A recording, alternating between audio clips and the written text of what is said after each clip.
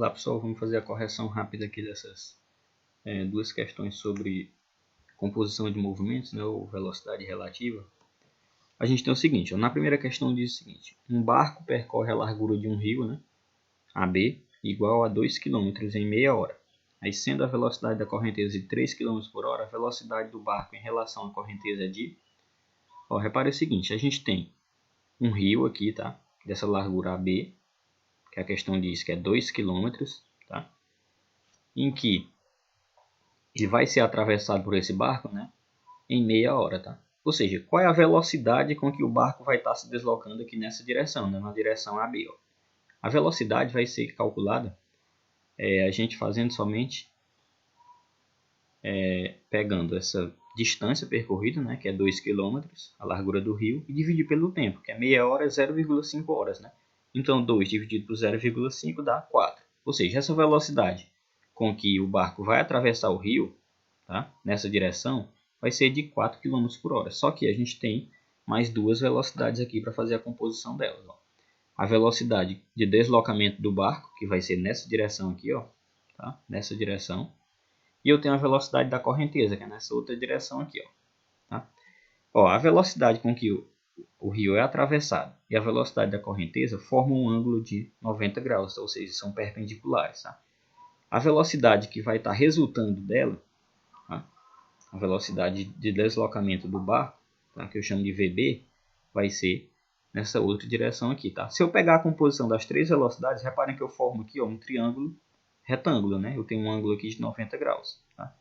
Então eu poderia chamar isso aqui de hipotenusa, cateto, sei lá, adjacente ou qualquer, e o outro cateto, tá? Eu tenho aqui dois catetos que são formados pela velocidade relativa, velocidade da correnteza, tá?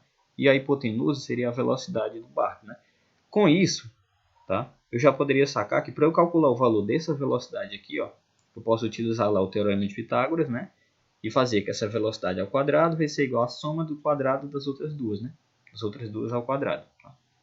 Lembrando que é como se fosse lá um triângulo retângulo, ok? Isso aqui vem da lei dos cossenos, que vocês devem ter visto no vídeo que eu enviei para vocês mais cedo. Então o que que acontece? Para eu calcular o valor da velocidade do barco, tá, eu preciso saber da velocidade da correnteza e da velocidade relativa que o barco atravessou o rio, né? A velocidade da correnteza a questão já me deu, e a velocidade relativa eu calculei aqui, né? 4 km por hora e outro 3 km por hora. Então, bora lá. O que que acontece? A gente tem aqui que essa velocidade do barco ao quadrado vai ser a velocidade da correnteza é 3 ao quadrado, mais a velocidade da relativa de atravessar o rio, né, que é 4 ao quadrado.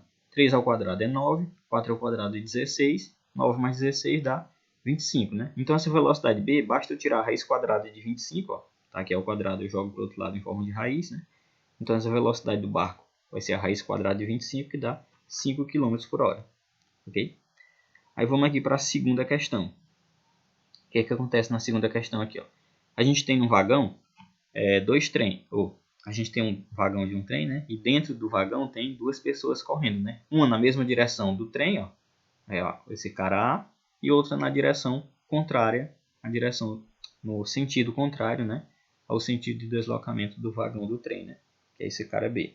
Aí, o que que acontece? O vagão se desloca com velocidade, né, de 3 metros por segundo, e tanto esse cara A quanto esse cara B também se deslocam com a velocidade de 3 metros por segundo. Só que, ó, repara que a gente tem que observar o sentido de deslocamento. Ó. Esse cara A se desloca no mesmo sentido do vagão, né? Ou seja, a velocidade dele, para uma pessoa que está observando aqui do lado de fora, como no caso a questão pede aqui para o trilho do trem, né? O trilho está parado do lado de fora do trem, né? Está fora do sistema. O que que acontece?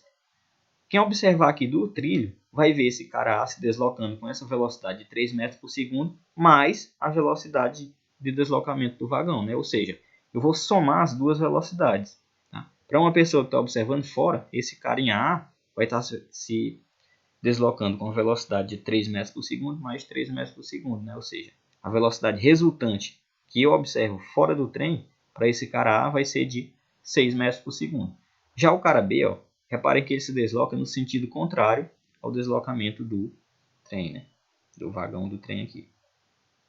Aí o que que acontece? Para uma pessoa que observa fora, ele vai ver esse cara se deslocando para cá com 3 metros por segundo e o outro para lá, e o vagão para lá com 3 metros por segundo, ou seja, vai ser como se ele estivesse correndo, só que não sai do lugar, para quem está observando fora. Por quê? Ele corre para cá com 3 metros por segundo, o vagão se desloca para lá com 3 metros por segundo, ou seja, ele vai estar anulando a velocidade do vagão com a sua velocidade.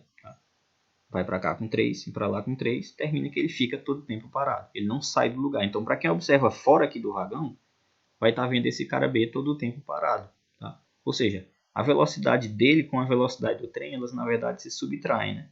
Então, você faz 3 menos 3 dá 0. Ou seja, para quem está observando fora do vagão, esse cara B está parado.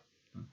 Então, as velocidades vão ser 6 metros por segundo para o A e 0 metros por segundo para o B. Letra A.